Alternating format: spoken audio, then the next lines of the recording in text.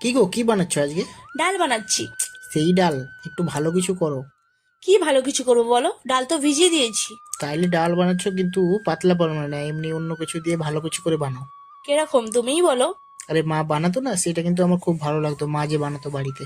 আমি তো জানি তুমি ওটাই খেতে চাইবে, তাই তো আমি আগে থেকেই পালং শাক পুরো আর সব কিন্তু কেটে যেমন রেখেছি। মায়ের মতোই হয়, ঠিক আছে? মায়ের মতো ভালো হবে না, কিন্তু আমি চেষ্টা করব। আচ্ছা ঠিক আছে, বানাও। এই তো বানাচ্ছি, দেখা যাক কেমন হয়। আদা রসুন পেঁয়াজ সব কিছু দিয়ে তোমার পছন্দ মতো সয়াবিন আর সব কিছু দিয়ে বানাচ্ছি।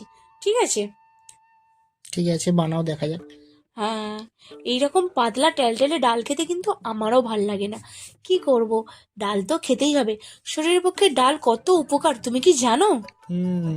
তাতে আবার যদি পালং শাক দেওয়া হয়, আহা! সত্যি খুব সুন্দর। শুধু তো আবার ডাল খাওয়া যায় না, আর পালং শাক শুধু তরকারি খেতে কেমন একটা লাগে তোমার। আমি তো সবই খাই, তোমারই তো এটা খাবো না ওটা খাবো না এইরকম করো তুমি। আচ্ছা ঠিক আছে, তুমি বানাও তোমার মতো। ঠিক আছে, বানাচ্ছি, দেখা যাক। মায়ের মতো না হলে আবার রাগ করবে না তো? না না।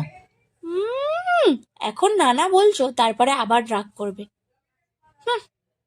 শুধু কি এই দিয়েই খাবো, আর কিছু নেই? আবার কি করে দেবো তোমার জন্য, দাঁড়াও ভাবছি। প্লিজ আর কিছু একটা বানাও না। ন্যাকামি করতে হবে না, ডিম ভাজা করে দিয়েছি, খেয়ে নাও।